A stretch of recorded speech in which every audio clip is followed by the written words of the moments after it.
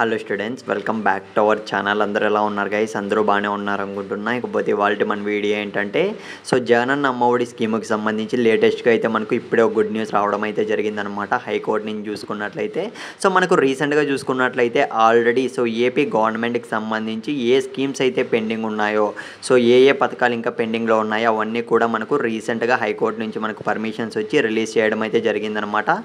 ముఖ్యంగా చూసుకున్నట్లయితే జగనన్న విద్యా దీవెన స్కీమ్కి సంబంధించి కానివ్వండి, రైతు భరోసా కానివ్వండి, ఆసరా స్కీమ్ కానివ్వండి, మహిళలకు ఏ స్కీమ్స్ అయితే పెండింగ్లో ఉన్నాయో అవన్నీ కూడా మనకు రీసెంట్గానే విడుదల చేయడం అయితే జరిగిందనమాట. ఇప్పుడు చూసుకున్నట్లయితే జగనన్న అమ్మఒడి స్కీమ్కి సంబంధించి 2023 2023-2024కి సంబంధించి ఎవరికైతే ఎలిజిబుల్ క్యాండిడేట్స్ ఉన్నారో వాళ్ళకి అకౌంట్లో ఏవైతే పడకుండా ఉంటాయో, ఒక విడత కానివ్వండి, 2 విడతలు కానివ్వండి, అమౌంట్ అనేది ఎవరికైతే విడుదల కాకుండా ఉంటుందో వాళ్ళందరికీ కూడా రేపటి నుంచి అయితే మనకు పై గవర్నమెంట్ నుంచి అయితే విడుదల చేయబోతున్నారు అనమాట. ఇదైతే ఒక గుడ్ న్యూస్ అనేది చెప్పుకోవచ్చు గైస్. ఇంకో విషయం ఏమంటే మన సబ్స్క్రైబర్స్ నేను అడిగేది, మీకు ఎన్ని విడతల అమౌంట్ అనేది పెండింగ్లో ఉందో ఒక్కసారి కింద కామెంట్ అయితే చేయండి. జగనన్న అమ్మఒడి స్కీమ్కి సంబంధించి 2023-2024లో ఏ విడతలు పడుకుంటే అవి మాత్రమే మనకు జమ కానున్నాయన్నమాట. రేపటి నుంచి అయితే విడుదల చేయబోతున్నారు.